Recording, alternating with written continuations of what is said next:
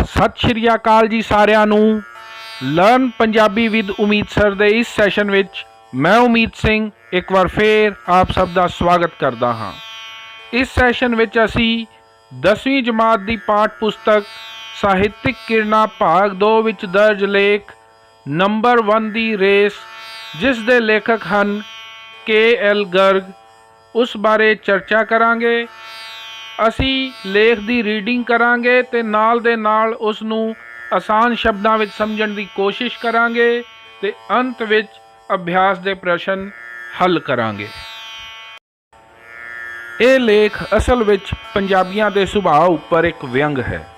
ਲੇਖਕ ਦੱਸਦਾ ਹੈ ਕਿ ਕਿਸ ਤਰ੍ਹਾਂ ਨੰਬਰ 1 ਬਣਨਾ ਪੰਜਾਬੀਆਂ ਦਾ ਸ਼ੌਕ ਹੈ ਅਤੇ ਨੰਬਰ 1 ਬਣਨ ਦੀ ਰੇਸ ਵਿੱਚ ਨੰਬਰ 1 ਬਣਨ ਦੇ ਖਿਆਲ ਵਿੱਚ ਉਹ ਇੰਨਾ ਗੁੰਮ ਹੋ ਜਾਂਦੇ ਹਨ ਕਿ ਆਪਣਾ ਚੰਗਾ ਤੇ ਮਾੜਾ ਵੀ ਨਹੀਂ ਸੋਚ ਸਕਦੇ। ਬਹੁਤ ਸਾਰੀਆਂ ਚੀਜ਼ਾਂ ਬਹੁਤ ਸਾਰੇ ਖੇਤਰਾਂ ਦਾ ਜ਼ਿਕਰ ਕਰਦੇ ਹੋਏ ਲੇਖਕ ਦੱਸਦਾ ਹੈ ਕਿ ਕਿਸ ਤਰ੍ਹਾਂ ਨੰਬਰ 1 ਬਣਨ ਦੀ ਹੋੜ ਕਰਕੇ ਪੰਜਾਬੀਆਂ ਨੇ ਉਹਨਾਂ ਖੇਤਰਾਂ ਵਿੱਚ ਨੁਕਸਾਨ ਸਹੇ ਹਨ ਤੇ ਅੱਜ ਵੀ ਸਹਿ ਰਹੇ ਹਨ। ਲੇਖਕ ਵਿਅੰਗ ਰਾਹੀਂ ਦੱਸਦਾ ਹੈ ਕਿ ਕਿਸ ਤਰ੍ਹਾਂ ਹੋਰ ਸਮਾਜਿਕ ਬੁਰਾਈਆਂ ਵੱਲ ਵੀ ਪੰਜਾਬੀ ਜੋ ਹਨ ਹੁਣ ਨੰਬਰ 1 ਹੁੰਦੇ ਜਾ ਰਹੇ ਹਨ। ਜਾਣੇ ਅਣਜਾਣੇ ਉਹ ਸਮਾਜਿਕ ਬੁਰਾਈਆਂ ਨੂੰ ਅਪਣਾ ਰਹੇ ਹਨ। ਬਹੁਤ ਹੀ ਵਿਅੰਗਾਤਮਕ ਤਰੀਕੇ ਨਾਲ ਲੇਖਕ ਨੇ ਗੱਲ ਨੂੰ ਪੇਸ਼ ਕੀਤਾ ਹੈ। ਸੋ ਆਓ ਪਹਿਲੇ ਲੇਖ ਦੀ ਰੀਡਿੰਗ ਕਰਦੇ ਹਾਂ, ਨਾਲ ਦੇ ਨਾਲ ਇਸ ਨੂੰ ਆਸਾਨ ਸ਼ਬਦਾਂ ਵਿੱਚ ਸਮਝਣ ਦੀ ਕੋਸ਼ਿਸ਼ ਕਰਦੇ ਹਾਂ। सुन लो खोल के कन असी पंजाबी बल्ले पंजाबी रेंदे नंबर 1 1 बई 1 सदा ही नंबर 1। लेखक KL गर्ग अपनी गल की शुरुआत इन्हां सतरां नाल करते हैं कि पंजाबी होका दे दे के कहते हैं कि असी हमेशा नंबर 1 हाँ, नंबर 1 सी ते नंबर 1 रहांगे। असी पंजाबी हुन्ने आ ओए, तै नहीं मनदे टुंडी लाट दी, ਵੱਡ ਵਡੇਰੇ ਰਾਠ ਦੀ ਗੱਲ ਕਰੀਏ ਠਾਠ ਦੀ, ਕਿਉਂਕਿ ਅਸੀਂ ਪੰਜਾਬੀ ਹੁੰਨੇ ਆ ਓਏ। ਲੇਖਕ ਦੱਸਦਾ ਹੈ ਕਿ ਪੰਜਾਬੀ ਵੱਡੇ ਤੋਂ ਵੱਡੇ ਅਫਸਰ ਦੀ, ਟੁੰਡੀ ਲਾਟ ਭਾਵ ਵੱਡੇ ਤੋਂ ਵੱਡਾ ਅਫਸਰ, ਉਸ ਦਾ ਵੀ ਰੋਬ ਨਹੀਂ ਮੰਨਦੇ।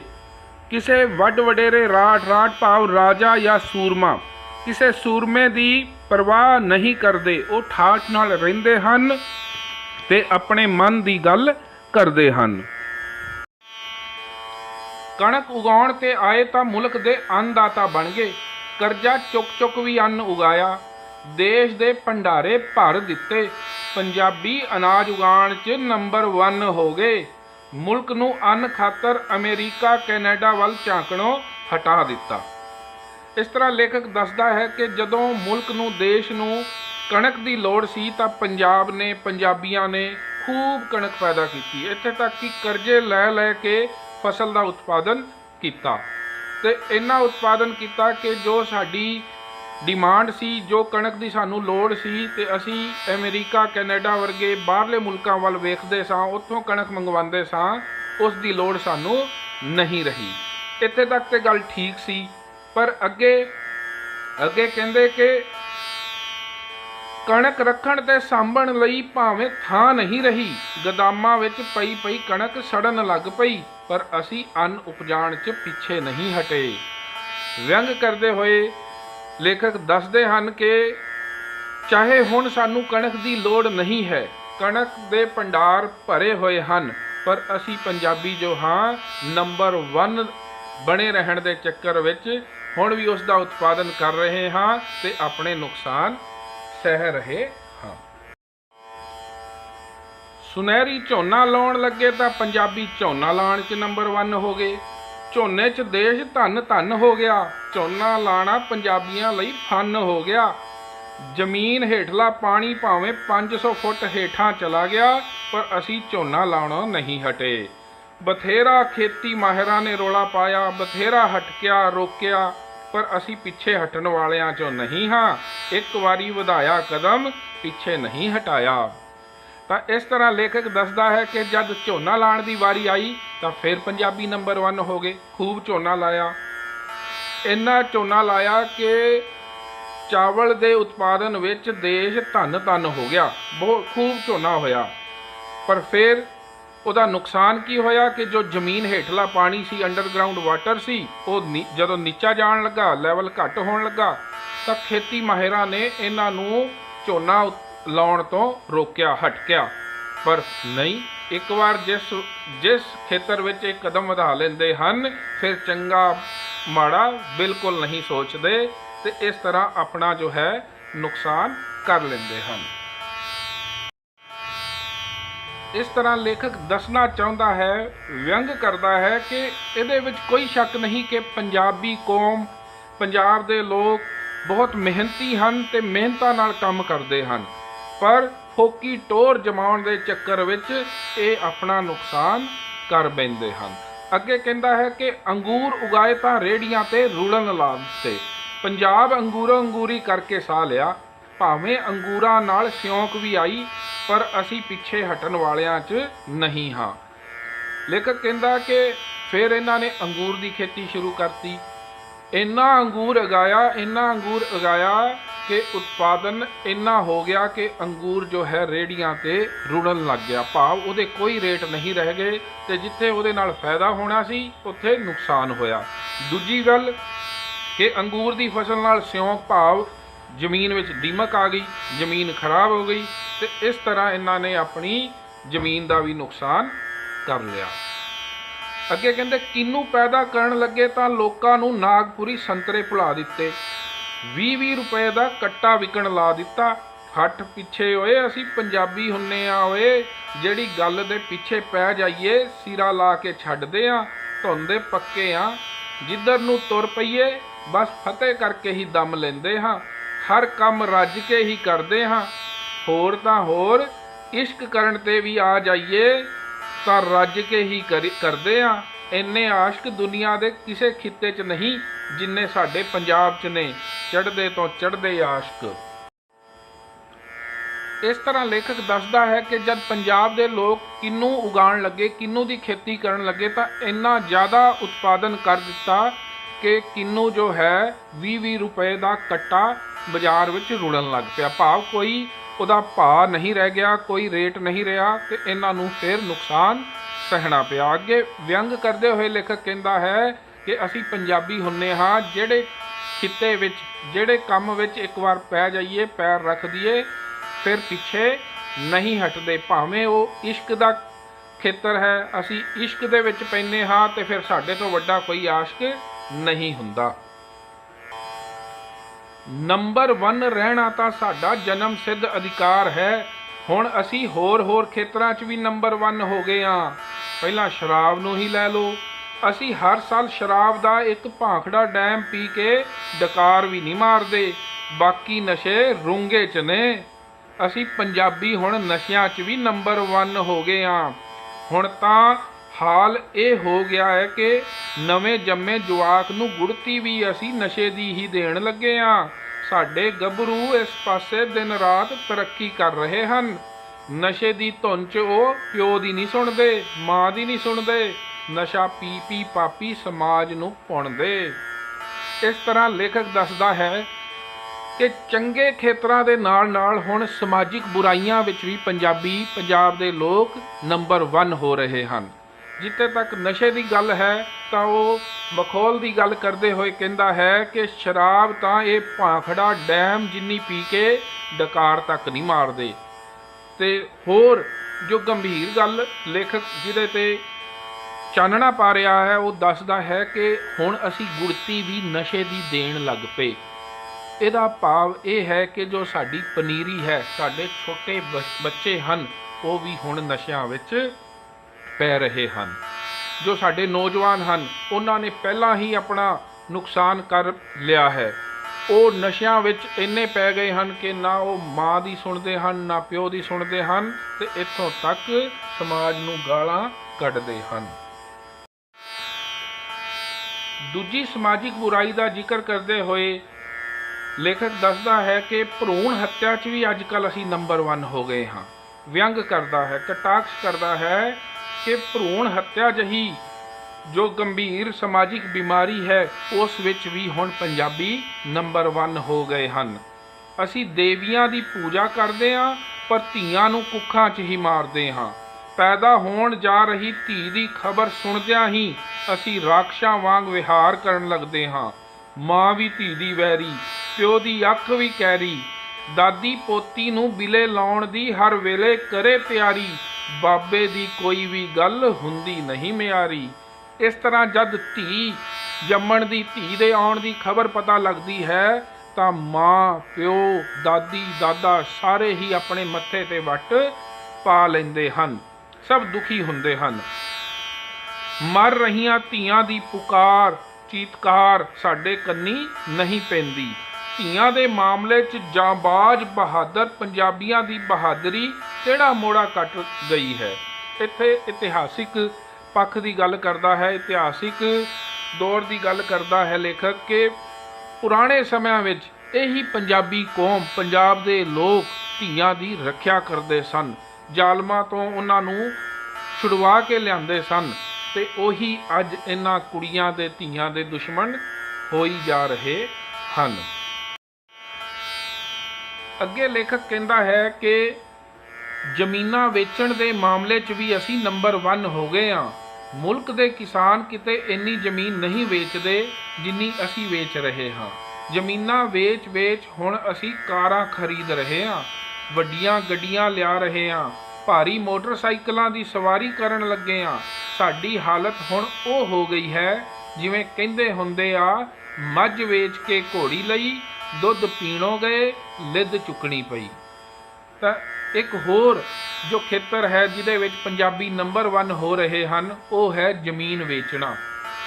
ਪੰਜਾਬੀ ਆਪਣੀ ਜ਼ਮੀਨ ਵੇਚ ਕੇ ਕਾਰਾਂ ਖਰੀਦ ਰਹੇ ਹਨ ਤੇ ਇੱਕ ਅਖਾਣ ਦੇ ਰਾਹੀਂ ਲੇਖਕ ਵਿਅੰਗ ਕਰਦਾ ਹੈ ਕਿ ਸਾਡੇ ਹਾਲਾਤ ਉਹ ਹੋ ਗਏ ਹਨ, ਉਸ ਬੰਦੇ ਦੇ ਤਰ੍ਹਾਂ ਹਨ ਜਿਹੜਾ ਦੁੱਧ ਦੇਣ ਵਾਲੀ ਮੱਝ ਨੂੰ ਵੇਚ ਕੇ ਘੋੜੀ, ਸ਼ੌਂਕ ਦੇ ਤੌਰ ਤੇ ਘੋੜੀ ਲੈ ਕੇ ਆਉਂਦਾ ਹੈ ਤੇ ਇਸ ਤਰ੍ਹਾਂ ਉਹ ਦੁੱਧ ਪੀਣ ਤੋਂ ਵਾਂਝਾ ਰਹਿ ਜਾਂਦਾ ਹੈ ਤੇ ਘੋੜੀ ਦੀ ਲਿੱਦ ਉਹ ਵੱਖਰੀ ਚੁੱਕਣੀ ਪੈਂਦੀ ਹੈ। ਇਸ ਤਰ੍ਹਾਂ ਅਸੀਂ ਆਪਣੀ ਜ਼ਮੀਨ ਵੇਚ ਕੇ ਆਪਣੇ ਸ਼ੌਂਕ ਪੂਰੇ ਕਰਦੇ ਹਾਂ ਤੇ ਨੁਕਸਾਨ ਸਹਿੰਦੇ ਹਾਂ। ਅੱਗੇ ਲੇਖਕ ਕਹਿੰਦਾ ਹੈ ਕਿ ਜ਼ਮੀਨਾਂ ਵੇਚ ਅਸੀਂ ਬਾਹਰਲੇ ਮੁਲਕਾਂ ਵੱਲ ਦੌੜ ਲਾਈ ਹੋਈ ਹੈ। ਰੇਸਾਂ ਹੀ ਰੇਸਾਂ, ਏਜੰਟਾਂ ਨੇ ਥਾਂ ਪਿੰਜਰੇ ਲਾਏ ਹੋਏ ਨੇ। ਸਾਡੀ ਮੰਡੀਰ ਚੂਹਿਆਂ ਵਾਂਗ ਉਹਨਾਂ ਪਿੰਜਰਿਆਂ 'ਚ ਭੱਜ ਵੜਦੀ ਹੈ, ਕੈਦ ਹੋ ਕੂਕਦੀ ਹੈ, ਚੂਕਦੀ ਹੈ। ਅਸੀਂ ਚੂਹਾ ਦੌੜ 'ਚ ਸ਼ਾਮਲ ਹੋਣ ਲਈ ਦਿਨ ਰਾਤ ਇੱਕ ਕਰ ਦਿੰਦੇ ਹਾਂ ਕਿ ਕਿਸ ਤਰ੍ਹਾਂ ਅਸੀਂ ਆਪਣੀਆਂ ਜ਼ਮੀਨਾਂ ਵੇਚ ਕੇ ਤੇ ਸਾਡੀ ਜੋ ਮੰਡੀਰ ਹੈ, ਸਾਡੇ ਜੋ ਨੌਜਵਾਨ ਹਨ ਉਹ ਏਜੰਟਾਂ ਦੇ ਚੱਕਰ ਵਿੱਚ ਫਸ ਕੇ ਤੇ ਬਾਹਰ ਜਾਣ ਲਈ ਤਿਆਰ ਬੈਠੇ ਹਨ। ਉਹਨਾਂ ਨੇ ਜੋ ਪਿੰਜਰੇ ਬਣਾਏ ਹਨ ਉਹਨਾਂ ਵਿੱਚ ਇਹ ਝਟਪਟ ਫਸ ਜਾਂਦੇ ਹਨ। ਭਾਵ ਇਹਨਾਂ ਦਾ ਹੁਣ ਇੱਕ ਸ਼ੌਂਕ ਵਿਦੇਸ਼ਾਂ ਵੱਲ ਜਾਣਾ ਵੀ ਹੋਇਆ ਹੈ ਤੇ ਉਹਦੇ ਲਈ ਇਹ ਆਪਣੀ ਜ਼ਮੀਨ ਵੀ ਵੇਚਣ ਲਈ ਤਿਆਰ ਹਨ। ਸਾਡੇ 20 ਕਿੱਲਿਆਂ ਵਾਲਾ ਟਰੈਕਟਰ ਲਿਆਉਂਦਾ ਹੈ ਤੇ ਸਾਡੇ 2 ਕਿੱਲਿਆਂ ਵਾਲੇ ਦੇ ਢਿੱਡ 'ਚ ਮਰੋੜ ਉੱਠਣ ਲੱਗਦੇ ਨੇ। ਉਸ ਦੇ ਨੱਕ ਦੀ ਟੋਪੀ ਫਰਕਣ ਲੱਗਦੀ ਹੈ। ਕਿਸੇ ਵੀ ਸੂਰਤ ਆਵੇ ਟਰੈਕਟਰ ਆਉਣਾ ਚਾਹੀਦਾ ਹੈ। ਅਸੀਂ ਟਰੈਕਟਰ ਖਰੀਦਣ ਵਾਲਿਆਂ 'ਚ ਵੀ ਤੇ ਵੇਚਣ ਵਾਲਿਆਂ 'ਚ ਵੀ ਨੰਬਰ 1 ਹੀ ਹਾਂ। ਟਰੈਕਟਰ ਮੰਡੀ 'ਚ ਜਾ ਕੇ ਤੁਸੀਂ ਖੁਦ ਹੀ ਦੇਖ ਲਓ, ਨਵੇਂ ਨਕੋਰ ਟਰੈਕਟਰ ਵੀ ਖਰੀਦਦਾਰਾਂ ਨੂੰ ਕਿਲ ਹਾਕਾਂ ਮਾਰ ਰਹੇ ਹੁੰਦੇ ਹਨ। ਇਸ ਤਰ੍ਹਾਂ ਅਸੀਂ ਦੇਖਦੇ ਹਾਂ ਕਿ ਲੇਖਕ ਨੇ ਸਾਡੇ ਇੱਕ ਦੂਜੇ ਤੋਂ ਈਰਖਾ ਕਰਨਾ, ਇੱਕ ਦੂਜੇ ਨਾਲ ਰੀਸ ਕਰਨਾ ਤੇ ਫੋਕੀ ਟੋਰ ਵਿਖਾਉਣ ਲਈ ਜੋ ਅਸੀਂ ਕੰਮ ਕਰਦੇ ਹਾਂ ਉਸ ਉੱਪਰ ਚਾਨਣਾ ਪਾਇਆ ਹੈ।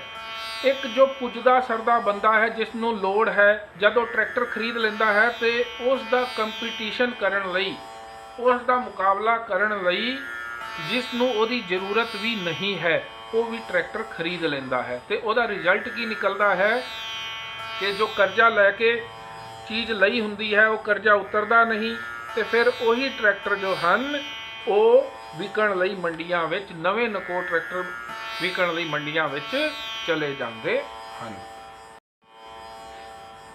गालिब ਦਾ एक शेर है, कर्ज की पीते हैं मैं और कहते हैं कि हाँ रंग लाएगी हमारी फाका मस्ती एक दिन। ਲੇਖਕ ਜੋ ਹੈ ਗਾਲਿਬ ਦੇ ਇੱਕ ਸ਼ੇਰ ਨਾਲ ਸਾਡੇ ਜੀਵਨ ਦੀ ਤੁਲਨਾ ਕਰਦੇ ਹੋਏ ਕਹਿੰਦਾ ਹੈ ਕਿ ਸਾਡਾ ਹਾਲ ਉਹ ਹੈ ਕਿ ਅਸੀਂ ਕਰਜ਼ਾ ਲੈ ਕੇ ਸ਼ਰਾਬ ਪੀਂਦੇ ਹਾਂ ਤੇ ਕਹਿੰਦੇ ਹਾਂ ਕਿ ਸਾਡੀ ਫਕੀਰੀ ਕੋਈ ਨਾ ਕੋਈ ਰੰਗ ਲਿਆਵੇਗੀ। ਕਰਜ਼ਦਾਰਾਂ 'ਚ ਵੀ ਅਸੀਂ ਨੰਬਰ 1 ਹੋ ਗਏ ਹਾਂ। ਵੱਡੇ ਵੱਡੇ ਮੋਲਾਂ ਵਾਲੇ, ਗਰਮ ਸ਼ੋਲਾਂ ਵਾਲੇ ਸਾਡੇ ਪਿੱਛੇ ਲੱਗੇ ਹੋਏ ਨੇ। ਪਤਾ ਨਹੀਂ ਹੁਣ ਅਸੀਂ ਬਚਾਂਗੇ ਕਿਵੇਂ। ਤੇ ਲੇਖਕ ਕਹਿੰਦਾ ਹੈ ਕਿ ਕਰਜ਼ਾ ਲੈਣ ਵਿੱਚ ਵੀ ਪੰਜਾਬੀ ਸਭ ਤੋਂ ਅੱਗੇ ਹਨ। ਤੇ ਵੱਡੇ ਵੱਡੇ ਬਿਜ਼ਨਸਮੈਨ, ਮੋਲ ਵਾਲੇ ਇਹਨਾਂ ਦੀਆਂ ਜ਼ਮੀਨਾਂ ਦੇ ਮੂੰਹ ਮੰਗੇ ਮੁੱਲ ਦੇਣ ਲਈ ਤਿਆਰ ਹਨ ਤੇ ਇਹ ਵੀ ਆਪਣੀਆਂ ਜ਼ਮੀਨਾਂ ਵੇਚ ਰਹੇ ਹਨ। ਖੁਦਕੁਸ਼ੀਆਂ ਦਾ ਕਾਲਾ ਮੌਸਮ ਆ ਗਿਆ ਹੈ। ਅਸੀਂ ਇਸ ਦੇ ਕਹਿਰੀ ਪੰਜੇ ਤੋਂ ਗਲਮਾ ਕਿਵੇਂ ਛੁਡਾਈਏ। ਇੱਕ ਪੰਜਾਬੀ ਮੁਹਾਵਰਾ ਹੈ, ਆਪੇ ਫਾਥੜੀਏ ਤੈਨੂੰ ਕੌਣ ਛੁਡਾਵੇ। ਤਾਂ ਲੇਖਕ ਦੱਸਦਾ ਹੈ ਕਿ ਕਰਜ਼ੇ ਦੇ ਹੇਠ ਆ ਕੇ ਇਹ ਫਿਰ ਖੁਦਕੁਸ਼ੀਆਂ ਕਰਦੇ ਹਨ, ਆਤਮਘਾਤ ਕਰ ਲੈਂਦੇ ਹਨ। ਤੇ ਪਰ ਇਹ ਇਹੋ ਜਿਹੀ ਮੁਸੀਬਤ ਹੈ ਜਿਸ ਨੂੰ ਇਹਨਾਂ ਨੇ ਖੁਦ ਆਪਣੇ ਗਲ ਵਿੱਚ ਪਾਇਆ ਹੈ।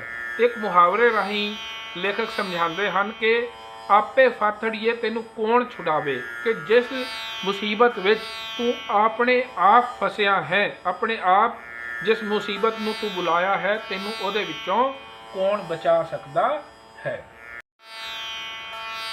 ਨੰਬਰ 1 ਬਣਨ ਦੀ ਰੇਸ ਜਾਰੀ ਹੈ। ਹੰਟਰਮੈਨ ਸਾਡੇ ਪਿੱਛੇ ਲੱਗਿਆ ਹੋਇਆ ਹੈ।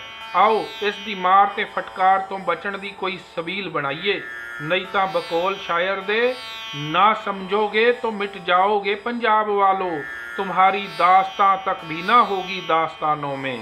ते लेखक सुचेत होने लई चेतावनी दिंदा है, कहता है कि एक शायर दे शेर का उदाहरण पेश करते हुए कहता है कि पंजाब वालिओ, जेकर अजे भी तुसी ना संभले इस नंबर 1 की रेस के पिछे लगे रहे तो एक गल ध्यान रखना, ਤੁਹਾਡਾ ਨਾਂ ਲੈਣ ਵਾਲਾ ਵੀ ਕੋਈ ਬਾਕੀ ਨਹੀਂ ਰਹੇਗਾ। ਤੁਹਾਡੀ ਕਹਾਣੀ, ਤੁਹਾਡੀ ਦਾਸਤਾਨ ਦੱਸਣ ਵਾਲਾ ਕੋਈ ਬਾਕੀ ਨਹੀਂ ਰਹੇਗਾ। ਨਸ਼ਿਆਂ 'ਚ ਡੁੱਬ ਰਹੀ ਮੰਡੀਰ ਦੀ ਰਾਖੀ ਦੀ ਕੋਈ ਤਰਕੀਬ ਸੋਚੀਏ। ਕੁੜੀਆਂ ਤਾਂ ਅਸੀਂ ਹੱਥੀ ਮਾਰ ਲਈਆਂ, ਪੁੱਤਾਂ ਨੂੰ ਨਸ਼ਿਆਂ ਨੇ ਖਾ ਜਾਣਾ। ਖਾਲੀ ਹੱਥ ਕਿਵੇਂ ਤੇ ਕਿਹਦੇ ਨਾਲ ਲੜਾਂਗੇ। ਫੋਕੇ ਤੇ ਡੋਕੇ ਨੰਬਰ 1 ਬਣ ਕੇ ਕੀ ਕਰਾਂਗੇ। ਆਓ ਸੋਚੀਏ। सोचना औखा कार्ज है, पर यह एक ना एक दिन तक करना ही पैना। जदों शुरू कर लिया समझो ओही श्री गणेश है। आमीन। इस तरह लेखक के.एल. गर्ग सानू सुचेत करते हैं कि साडी नौजवान जो पीढ़ी है वो नशे ने खत्म कर दी है। साडियां जो कुड़ियां हन उन्हां दी गिणती पहला ही थोड़ी है ते असी ऐसी स्थिति विच नंबर 1 बन के की करना है। वो कहता है कि सानू इन्हां बुराइयां विचों बाहर निकलना पवेगा ते जिन्नी जल्दी इसकी शुरुआत होवेगी उन्ना ही चंगा है ते इहो जी वो कामना करता है। इस तरह लेखक ने बड़े व्यंगात्मक तरीके नाल पंजाबियां दे सुभाव बारे, पंजाबियां दे नंबर 1 की रेस जो झूठी रेस विच वो अपना नुकसान कर रहे हैं, अपना भला बुरा नहीं सोच रहे, उस ऊपर चानना पाया है। प्यारे बच्चों, आओ हुण आपां अभ्यास के प्रश्नों उपर चर्चा करते हाँ। तो पहला जो प्रश्न है वो है कि लेखक ने किन्ना उपर व्यंग किया है। तो इसका उत्तर है कि लेखक ने पंजाबियों के सुभाव, उन्हां दियां रुचियां उपर व्यंग किया है। दूसरा जो प्रश्न है, भंडारे किस नाल भर जाते हैं। भंडारे किस नाल भर जाते हैं। तो जेकर तुसी किताब के पेज नंबर 41 उपर जो पहला पैरा है वो 5वीं लाइन 5वीं पंक्ति देखोगे तो उहदे विच ये उत्तर आया है कि भंडारे जो हैं वो कणक नाल भर जाते हैं। जो कणक असी ज़्यादा कणक का उत्पादन किया, जरूरत तो ज़्यादा कणक का उत्पादन किया, उस नाल जो हैं भंडारे भर गए हैं। तीसरा जो प्रश्न है, झोना लाउण नाल पंजाबियां नूं की नुकसान होया। झोना लाउण नाल पंजाबियां नूं की नुकसान होया। तो पेज नंबर 41 उपर ही दूसरे पैरे की तीसरी पंक्ति विच उत्तर आया है कि झोना लाउण नाल जो पानी की वरतों ज़्यादा हुई, जिस करके जो धरती हेठला पानी सी, अंडरग्राउंड जो वाटर सी, उस दा लैवल ਉਹਦਾ ਸਤਰ ਜੋ ਹੈ ਘਟ ਗਿਆ। ਇਹ ਸਾਨੂੰ ਝੋਨਾ ਲਾਉਣ ਦਾ ਨੁਕਸਾਨ ਹੋਇਆ ਹੈ। ਚੌਥਾ ਜੋ ਸਾਡਾ ਪ੍ਰਸ਼ਨ ਹੈ, ਮੰਡੀਰ ਤੋਂ ਕੀ ਭਾਵ ਹੈ ਤੇ ਇਹ ਕਿੱਥੇ ਜਾਣ ਲਈ ਰੇਸ ਲਾਉਂਦੀ ਹੈ? ਤਾਂ ਮੰਡੀਰ ਤੋਂ ਭਾਵ ਮਨਮੋਜੀ ਨੌਜਵਾਨਾਂ ਦੀ ਟੋਲੀ ਤੋਂ ਹੈ। ਮਨਮੋਜੀ ਨੌਜਵਾਨਾਂ ਦੀ ਟੋਲੀ ਨੂੰ ਮੰਡੀਰ ਕਿਹਾ ਜਾਂਦਾ ਹੈ। ਪੇਜ ਨੰਬਰ 43 ਉਹਦੇ ਵਿੱਚ ਔਖੇ ਸ਼ਬਦਾਂ ਦੇ ਅਰਥ ਦਿੱਤੇ ਗਏ ਹਨ, ਉੱਥੇ ਤੁਸੀਂ ਦੇਖ ਸਕਦੇ ਹੋ। ਇਸ ਤੋਂ ਇਲਾਵਾ ਇਸ ਸਵਾਲ ਵਿੱਚ ਪੁੱਛਿਆ ਗਿਆ ਕਿ ਇਹ ਕਿੱਥੇ ਜਾਣ ਲਈ ਰੇਸ ਲਾਉਂਦੀ ਹੈ। ਤਾਂ ਜੋ ਮੰਡੀਰ ਹੈ ਉਹ ਜ਼ਮੀਨਾਂ ਵੇਚ ਕੇ ਏਜੰਟਾਂ ਨੂੰ ਪੈਸੇ ਦੇ ਕੇ ਤੇ ਵਿਦੇਸ਼ਾਂ ਵੱਲ ਜਾਣ ਦੀ ਇਹਨਾਂ ਨੇ ਰੇਸ ਲਾਈ ਹੋਈ ਹੈ।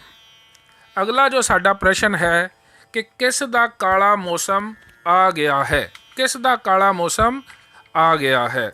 ਤਾਂ ਜੇਕਰ ਤੁਸੀਂ ਕਿਤਾਬ ਦਾ ਪੇਜ ਨੰਬਰ 43 ਦੇਖੋਗੇ ਤੇ ਉਹਦੇ ਚੌਥੇ ਪੈਰੇ ਵਿੱਚ ਇਹਦਾ ਉੱਤਰ ਆਇਆ ਹੈ ਕਿ ਖੁਦਕੁਸ਼ੀਆਂ ਦਾ ਕਾਲਾ ਮੌਸਮ ਆ ਗਿਆ ਹੈ।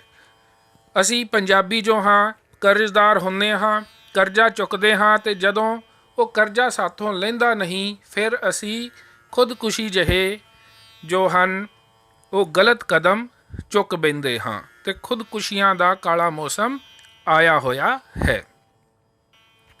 ਅਗਲਾ ਜੋ ਪ੍ਰਸ਼ਨ ਹੈ ਉਹ ਹੈ ਕਿ ਲੋਕ ਜ਼ਮੀਨਾਂ ਵੇਚ ਕੇ ਕੀ ਖਰੀਦ ਰਹੇ ਹਨ? ਲੋਕ ਜ਼ਮੀਨਾਂ ਵੇਚ ਕੇ ਕੀ ਖਰੀਦ ਰਹੇ ਹਨ? ਤੇ ਪੇਜ ਨੰਬਰ 42 ਜੋ ਕਿਤਾਬ ਦਾ ਹੈ ਉਹਦੇ ਲਾਸਟ ਪੈਰੇ ਵਿੱਚ ਇਹਦਾ ਉੱਤਰ ਆਇਆ ਹੈ ਕਿ ਲੋਕ ਜ਼ਮੀਨਾਂ ਵੇਚ ਕੇ ਗੱਡੀਆਂ, ਵੱਡੀਆਂ ਗੱਡੀਆਂ ਅਤੇ ਮੋਟਰਸਾਈਕਲਾਂ ਜੋ ਹਨ ਉਹ ਖਰੀਦ ਰਹੇ ਹਨ। ਨੈਕਸਟ ਜੋ ਕੁਐਸਚਨ ਹੈ ਕਿ ਕੁੜੀਆਂ ਪ੍ਰਤੀ ਪਰਿਵਾਰ ਦੇ ਕਿਹੜੇ ਮੈਂਬਰ ਮੱਥੇ ਵੱਟ ਪਾਉਂਦੇ ਹਨ? ਕੁੜੀਆਂ ਪ੍ਰਤੀ ਪਰਿਵਾਰ ਦੇ ਕਿਹੜੇ ਮੈਂਬਰ ਮੱਥੇ ਵੱਟ ਪਾਉਂਦੇ ਹਨ? ਤਾਂ ਕਿਤਾਬ ਦੇ ਪੇਜ ਨੰਬਰ 42 ਤੀਸਰੇ ਪਹਿਰੇ ਵਿੱਚ ਤੁਸੀਂ ਇਹ ਉੱਤਰ ਦੇਖ ਸਕਦੇ ਹੋ ਕਿ ਮਾਂ, ਪਿਓ, ਦਾਦਾ, ਦਾਦੀ ਜਦ ਕੁੜੀ ਹੋਣ ਦੀ ਖਬਰ ਲੱਗਦੀ ਹੈ ਤਾਂ ਇਹ ਸਾਰੇ ਹੀ ਆਪਣੇ ਮੱਥੇ 'ਤੇ ਵੱਟ ਪਾ ਲੈਂਦੇ ਹਨ। ਇਸ ਭਾਗ ਦਾ ਜੋ ਅੰਤਿਮ ਕੁਐਸਚਨ ਹੈ, 8ਵਾਂ ਜੋ ਸਵਾਲ ਹੈ ਕਿ ਰੇਹੜੀਆਂ ਉੱਪਰ ਕਿਹੜਾ ਕਿਹੜਾ ਫਲ ਰੁਲਣ ਲੱਗ ਪਿਆ? ਤੇ ਪਾਠ ਵਿੱਚ ਅਸੀਂ ਪੜ੍ਹਿਆ ਹੀ ਹੈ ਕਿ ਅੰਗੂਰ ਅਤੇ ਕਿੰਨੂ ਜੋ ਹਨ ਉਹ ਰੇਹੜੀਆਂ 'ਤੇ ਉਹਨਾਂ ਦਾ ਇੰਨਾ ਉਤਪਾਦਨ ਜ਼ਿਆਦਾ ਕੀਤਾ ਗਿਆ ਕਿ ਉਹ ਰੇਹੜੀਆਂ 'ਤੇ ਰੁਲਣ ਲੱਗ ਪਿਆ। ਅਭਿਆਸ ਦੇ ਪ੍ਰਸ਼ਨਾਂ ਵਿੱਚ ਆਓ ਕੁਝ ਕਰੀਏ ਅਧੀਨ ਵੀ ਕੁਝ ਪ੍ਰਸ਼ਨ ਆਏ ਹਨ, ਜਨਰਲ ਕੁਐਸਚਨ ਹਨ, ਉਹਨਾਂ 'ਤੇ ਥੋੜ੍ਹਾ ਜਿਹਾ ਧਿਆਨ ਕਰਦੇ ਹਾਂ। ਪਹਿਲਾ ਹੈ ਕਿ ਪੰਜਾਬੀਆਂ ਦੀ ਸੋਚ ਦਾ ਤੁਹਾਡੇ ਮਨ ਉੱਪਰ ਕੀ ਅਸਰ ਪਿਆ ਹੈ ਤੇ ਆਪਣੇ ਵਿਚਾਰ ਵਿਸਥਾਰ ਵਿੱਚ ਲਿਖੋ। ਇਹਦੇ ਵਿੱਚ ਅਸੀਂ ਲਿਖ ਸਕਦੇ ਹਾਂ ਕਿ ਪੰਜਾਬੀਆਂ ਦੀ ਸੋਚ ਦਾ ਸਾਡੇ ਉੱਪਰ ਕੋਈ ਚੰਗਾ ਅਸਰ ਨਹੀਂ ਪਿਆ। ਠੀਕ ਹੈ ਕਿ ਉਹ ਮਿਹਨਤ ਕਰਦੇ ਹਨ ਪਰ ਮਿਹਨਤ ਕਰਕੇ ਸਫਲਤਾ ਤੇ ਪ੍ਰਾਪਤ ਕਰ ਲੈਂਦੇ ਹਨ, ਪਰ ਦੂਜੇ ਪੱਖੋਂ ਆਪਣਾ ਨੁਕਸਾਨ ਵੀ ਕਰ ਬੈਂਦੇ ਹਨ। ਦੂਜਾ ਹੈ ਕਿ ਨੰਬਰ 1 ਦੀ ਰੇਸ ਪਾਠ ਦੇ ਆਧਾਰ ਉੱਤੇ ਪੰਜਾਬੀਆਂ ਨੂੰ ਤੁਸੀਂ ਕੀ ਸੁਝਾਅ ਦਿਓਗੇ? ਤੇ ਅਸੀਂ ਪੰਜਾਬੀਆਂ ਨੂੰ ਇਹੀ ਸੁਝਾਅ ਦੇਣਾ ਚਾਹਾਂਗੇ ਕਿ ਮਿਹਨਤ ਕਰਨਾ ਠੀਕ ਹੈ, ਉਹਨਾਂ ਨੂੰ ਕੰਪੀਟੀਸ਼ਨ ਦੀ, ਪ੍ਰਤੀਯੋਗਿਤਾ ਦੀ ਭਾਵਨਾ ਆਪਣੇ ਮਨ ਵਿੱਚ ਰੱਖਣੀ ਚਾਹੀਦੀ ਹੈ, ਪਰ ਹਰ ਇੱਕ ਕੰਮ ਦੇ ਚੰਗੇ ਤੇ ਬੁਰੇ ਦੋਨੋਂ ਪੱਖਾਂ ਨੂੰ ਵਿਚਾਰ ਕੇ ਹੀ ਕੰਮ ਕਰਨਾ ਚਾਹੀਦਾ ਹੈ।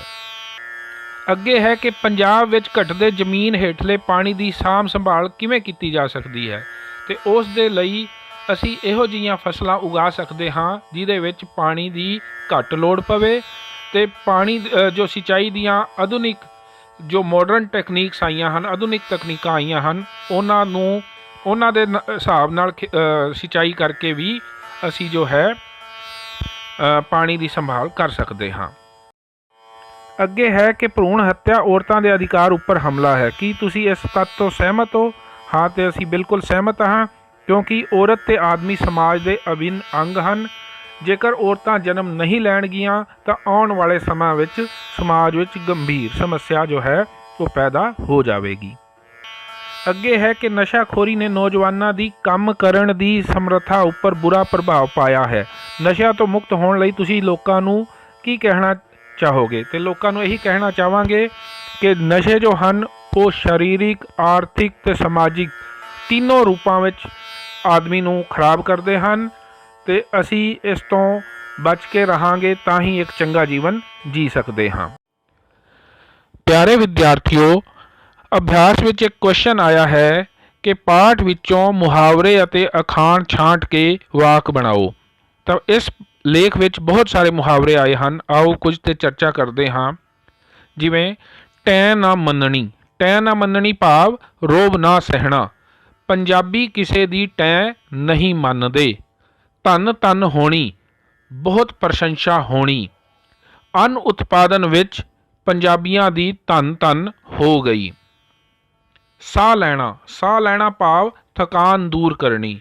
ਪੰਜਾਬੀ ਜੋ ਹਨ ਉਹ ਕੰਮ ਪੂਰਾ ਕਰਕੇ ਹੀ ਸਾਹ ਲੈਂਦੇ ਹਨ। ਸਿਰਾ ਲਾ ਛੱਡਣਾ। ਸਿਰਾ ਲਾ ਛੱਡਣਾ ਭਾਵ ਹੱਦ ਕਰ ਦੇਣੀ। ਕਣਕ ਉਤਪਾਦਨ ਵਿੱਚ ਪੰਜਾਬੀਆਂ ਨੇ ਸਿਰਾ ਲਾ ਦਿੱਤਾ। ਅੱਗੇ ਹੈ ਧੁੰਨ ਦੇ ਪੱਕੇ ਹੋਣਾ। ਧੁੰਨ ਦੇ ਪੱਕੇ ਹੋਣਾ ਭਾਵ ਲਗਨ ਨਾਲ ਕੰਮ ਕਰਨਾ। ਪੰਜਾਬੀ ਜੋ ਹਨ ਆਪਣੀ ਧੁੰਨ ਦੇ ਪੱਕੇ ਹੁੰਦੇ ਹਨ। ਦਿਨ ਰਾਤ ਇੱਕ ਕਰਨਾ। ਦਿਨ ਰਾਤ ਇੱਕ ਕਰਨਾ ਭਾਵ ਖੂਬ ਮਿਹਨਤ ਕਰਨੀ। ਕਿਸੇ ਕੰਮ ਵਿੱਚ ਸਫਲਤਾ ਪ੍ਰਾਪਤ ਕਰਨ ਲਈ ਦਿਨ ਰਾਤ ਇੱਕ ਕਰਨਾ ਪੈਂਦਾ ਹੈ। ਢਿੱਡ ਵਿੱਚ ਮਰੋੜ ਉੱਠਣਾ। ਢਿੱਡ ਵਿੱਚ ਮਰੋੜ ਉੱਠਣਾ ਭਾਵ ਈਰਖਾ ਹੋਣ ਕਰਕੇ ਤਕਲੀਫ ਹੋਣਾ। ਜਦ 20 ਕਿੱਲਿਆਂ ਦਾ ਜ਼ਿਮੀਂਦਾਰ ਟਰੈਕਟਰ ਖਰੀਦ ਕੇ ਲਿਆਉਂਦਾ ਹੈ ਤਾਂ 2 ਕਿੱਲਿਆਂ ਵਾਲੇ ਦੇ ਢਿੱਡ ਵਿੱਚ ਮਰੋੜ ਉੱਠਣ ਲੱਗਦੇ ਹਨ। ਸ਼੍ਰੀ ਗਣੇਸ਼ ਹੋਣਾ। ਸ਼੍ਰੀ ਗਣੇਸ਼ ਹੋਣਾ ਭਾਵ ਆਰੰਭ ਹੋਣਾ। ਸਾਡੇ ਆਫਿਸ ਦਾ ਅੱਜ ਸ਼੍ਰੀ ਗਣੇਸ਼ ਹੋਇਆ ਹੈ। ਕਦਮ ਪਿੱਛੇ ਨਾ ਹਟਾਉਣਾ। ਕਦਮ ਪਿੱਛੇ ਨਾ ਹਟਾਉਣਾ ਭਾਵ ਆਪਣੇ ਫੈਸਲੇ ਤੇ ਕਾਇਮ ਰਹਿਣਾ। ਸਾਨੂੰ ਕੋਈ ਵੀ ਐਸਾ ਕੰਮ ਨਹੀਂ ਕਰਨਾ ਚਾਹੀਦਾ ਕਿ ਸਾਨੂੰ ਕਦਮ ਪਿੱਛੇ ਹਟਾਉਣੇ ਪੈਣ। ਆਪੇ ਫਾਥੜੀਏ ਤੈਨੂੰ ਕੌਣ ਛਡਾਵੇ। ਆਪੇ ਫਾਥੜੀਏ ਤੈਨੂੰ ਕੌਣ ਛਡਾਵੇ ਭਾਵ ਜਦ ਕੋਈ ਜਾਣ ਕੇ ਮੁਸੀਬਤ ਵਿੱਚ ਪੈਂਦਾ ਹੈ ਤਾਂ ਉਸ ਨੂੰ ਕੋਈ ਨਹੀਂ ਬਚਾ ਸਕਦਾ। ਰਮੇਸ਼ ਆਪਣੇ ਸ਼ੌਂਕ ਪੂਰੇ ਕਰਨ ਲਈ ਸਾਰੀ ਜ਼ਮੀਨ ਵੇਚ ਬੈਠਾ ਤੇ ਬਾਅਦ ਵਿੱਚ ਪੈਸੇ ਲਈ ਤੰਗ ਹੋਇਆ, ਪਰ ਕਿਸੇ ਵੀ ਉਸ ਦੀ ਸਹਾਇਤਾ ਨਹੀਂ ਕੀਤੀ। ਕਿਉਂ ਕਹਿੰਦੇ ਵੀ ਹਨ ਕਿ ਆਪੇ ਫਾਥੜੀਏ ਤੈਨੂੰ ਕੌਣ ਛਡਾਵੇ। ਪਾਠ ਦੇ ਵਿੱਚ ਇੱਕ ਅਖਾਣ ਵੀ ਆਇਆ ਹੈ ਕਿ ਮੱਝ ਵੇਚ ਕੇ ਘੋੜੀ ਲਈ ਦੁੱਧ ਪੀਣੋਂ ਗਏ ਲਿੱਧ ਚੁੱਕਣੀ ਪਈ।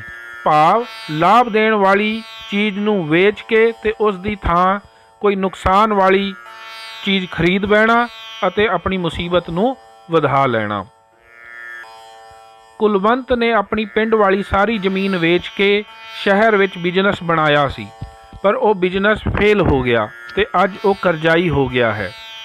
ਇਸੇ ਨੂੰ ਤਾਂ ਕਹਿੰਦੇ ਹਨ ਕਿ ਮੱਝ ਵੇਚ ਕੇ ਘੋੜੀ ਲਈ ਦੁੱਧ ਪੀਣੋਂ ਗਏ ਤੇ ਲਿੱਧ ਚੁੱਕਣੀ ਪਈ। ਅਭਿਆਸ ਦੇ ਪ੍ਰਸ਼ਨਾਂ ਵਿੱਚ ਇੱਕ ਪ੍ਰਸ਼ਨ ਹੈ ਕਿ ਹੇਠ ਲਿਖਿਆਂ ਦੇ ਵਿਰੋਧੀ ਸ਼ਬਦ ਲਿਖੋ। ਸ਼ਬਦ ਹੈ ਖਰੀਦਣਾ। ਖਰੀਦਣਾ, ਵੇਚਣਾ, ਬਹਾਦਰ, ਕਾਇਰ, ਲਾਉਣਾ, ਪੁੱਟਣਾ, ਰੌਲਾ, ਚੁੱਪ, ਕੈਦ, ਰਿਹਾਈ, ਗਰਮ, ਠੰਡਾ, ਔਖਾ, ਸੌਖਾ। ਪਿਆਰੇ ਬੱਚਿਓ, ਅਭਿਆਸ ਦਾ ਜੋ ਅੰਤਿਮ ਪ੍ਰਸ਼ਨ ਹੈ ਕਿ ਭਾਰਤ ਦੇ ਕੋਈ 2 ਸ਼ਹਿਰਾਂ ਦੀ ਨੰਬਰ 1 ਚੀਜ਼ਾਂ ਦੀ ਜਾਣਕਾਰੀ ਇਕੱਤਰ ਕਰਕੇ ਆਪਣੇ ਸ਼ਬਦਾਂ ਵਿੱਚ ਲਿਖੋ। ਤਾਂ ਤੁਸੀਂ ਕੋਈ ਵੀ 2 ਸ਼ਹਿਰਾਂ ਬਾਰੇ ਜਾਣਕਾਰੀ ਇਕੱਠੀ ਕਰਕੇ ਲਿਖ ਸਕਦੇ ਹੋ। ਸੋ ਇਹ ਸੀ ਸਾਡਾ ਅੱਜ ਦਾ ਸੈਸ਼ਨ, ਜਿਹਦੇ ਵਿੱਚ ਤੁਸੀਂ ਨੰਬਰ 1 ਦੀ ਰੇਸ ਲੇਖ ਬਾਰੇ ਪੜ੍ਹਿਆ, ਅਭਿਆਸ ਦੇ ਕੁਐਸਚਨ ਕੀਤੇ ਹਨ। ਅਸੀਂ ਉਮੀਦ ਕਰਦੇ ਹਾਂ ਕਿ ਤੁਸੀਂ ਜੋ ਇਸ ਸੈਸ਼ਨ ਵਿੱਚ ਸਿੱਖਿਆ ਹੈ ਉਸ ਦਾ ਲਾਭ ਉਠਾਓਗੇ। ਜੇਕਰ ਤੁਹਾਨੂੰ ਇਹ ਸੈਸ਼ਨ ਪਸੰਦ ਆਇਆ ਹੋਵੇ ਤੇ ਵੀਡੀਓ ਨੂੰ ਲਾਈਕ ਤੇ ਸ਼ੇਅਰ ਜ਼ਰੂਰ ਕਰਨਾ ਤੇ ਸਿਲੇਬਸ ਤੋਂ ਸੰਬੰਧਿਤ ਹੋਰ ਵੀਡੀਓ ਪ੍ਰਾਪਤ ਕਰਨ ਲਈ ਸਾਡੇ ਚੈਨਲ ਨੂੰ ਸਬਸਕ੍ਰਾਈਬ ਕਰਨਾ ਨਾ ਭੁੱਲਣਾ। Thank you. ਧੰਨਵਾਦ।